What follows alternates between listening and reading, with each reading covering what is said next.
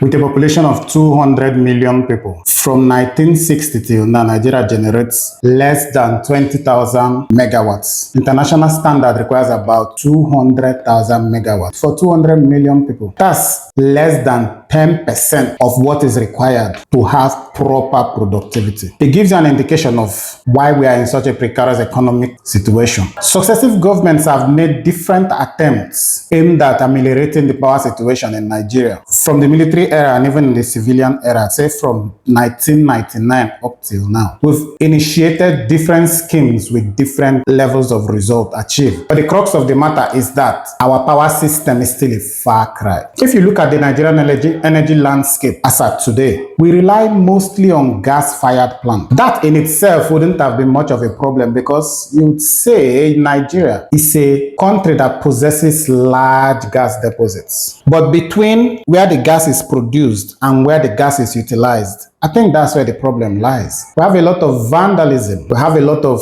issues with supply. Insecurity in areas where pipelines cross has caused gas supply to be unreliable, and that has led to a lot of poor performance with regards to our turbines. We have a lot of low capacity plants that just within the site alone we can decide to increase, and we're gain a lot by doing that. But then when we talk about generation, if we can snap a finger and generate 20,000 megawatts tomorrow morning, what can we do with it? Next to nothing. You know why? Because our transmission grid does not have the capacity to evacuate that amount. Because our distribution system, our distribution companies at present do not have the capacity to handle it as well. So it's a three-pronged approach. We have to be looking at distribution, we have to be looking at transmission, and then generation to solve our power problem. The key is in building a robust energy mix. A robust energy mix caters for base load power supply and peak load power supply. Now, base load power supply is that power supply that you need 24/7 at every time of the day to power critical infrastructure. Base load power supply typically is provided by nuclear power and hydroelectric power. It then tells us that we need to have a minimal amount of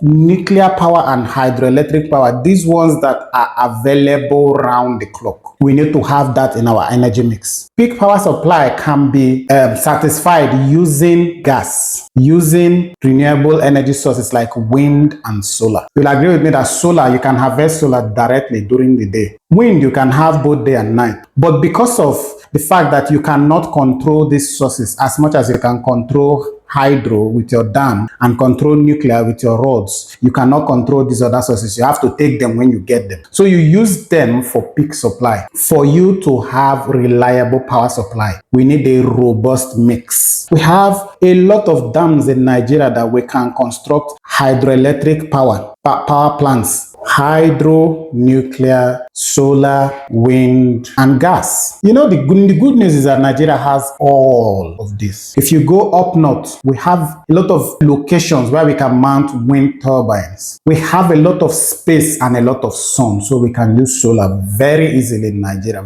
very well in Nigeria. We have long daylight hours in Nigeria. If you go down south, you can put wind turbines, offshore wind turbines in our oceans. You can put solar as well down south. So in most parts of Nigeria, you can develop diverse energy sources in both the northern and the southern part of Nigeria. Most of the nations that lead the world today are nations that have a mix of nuclear, hydro, and thermal. Those are nations that can produce enough power that can industrialize or that have industrialized. If we want to industrialize, we need to have a diverse range of sources for our power system. In 10 years, we can improve Nigeria's power system. It requires a lot of work, but it's actually very simple and straightforward. Number one, break up the transmission company into 6 publicly trading companies. That way, they will be able to mobilize the required resources to develop the grid. These state governments will be able to inject their resources, bring partners together, and transmit so that they can share resources that they generate within their zones. That's the whole essence of having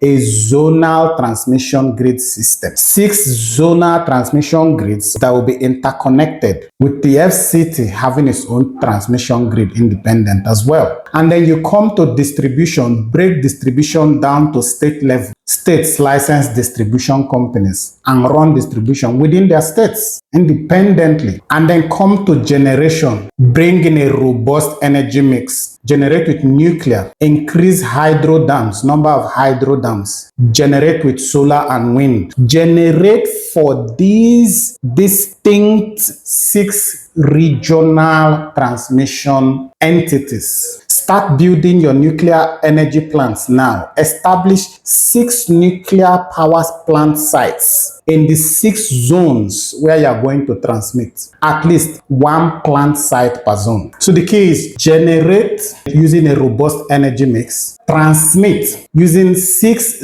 zonal transmission companies that are independent and 1 for the FCT. Distribute at state level. Give it 10 years. Start your nuclear today. In 10 years, they will be ready. In a few years from now, mobilize solar and wind. You can build certain capacity, but that depends on when you have your transmission and distribution infrastructure ready for that sort of energy. It's very, very feasible, what I just said. We just need the will to execute. I'll leave you to ponder. This is Discourse, and my name is Azubuike. Thank you for watching this video.